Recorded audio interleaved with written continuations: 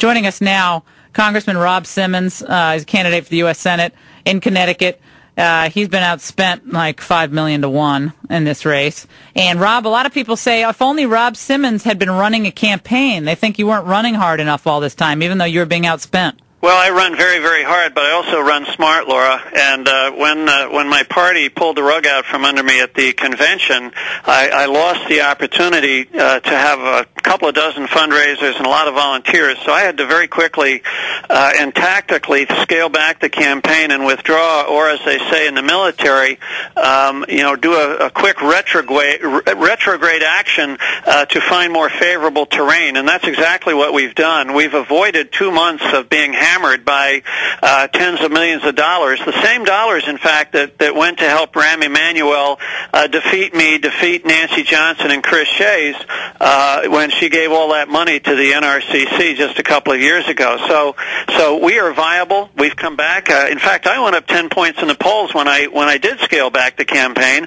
Another 10 points when I reemerged, and we are very competitive in this race, in particular against Richard Blumenthal.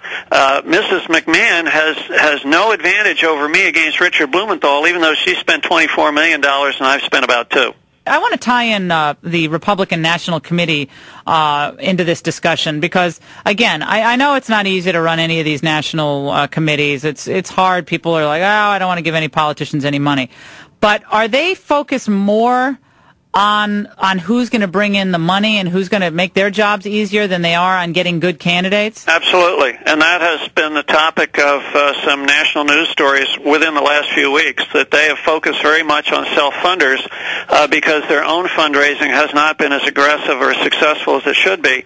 I think that's a damn shame. If you look at the polls, I am very competitive against Richard Blumenthal, and I'm the kind of guy that can take him on at every level. Substantively, I can take him on which I like. On the issues, on serving in Vietnam. Yeah. She can't. The only thing she's got is a checkbook.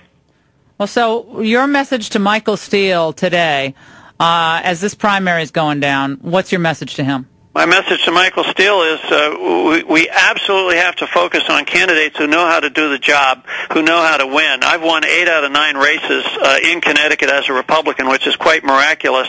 But, I devoted my life to public service, Michael, and therefore I don't have $100 million in the bank. When I went to Vietnam, I was being paid about $68 a month. That was the going rate back in those days for serving in the military, and you don't make a fortune doing that. But I'll tell you what you do get. You get the support of the veterans here in Connecticut and other people who value public service. I'm all for people making a lot of money. We still have a free market, sort of, in this country, and it's good that you make the money, but it doesn't mean experience doesn't matter. Well, Rob, I hope you do really, really well. I hope you're able to come out smelling like roses during this primary. Part of my heart's still in Connecticut, so it kills me if we're about to nominate Linda McMahon. But I say all bets are off predicting this, and I'm glad you're out there swinging, and I hope Michael Steele hears that message.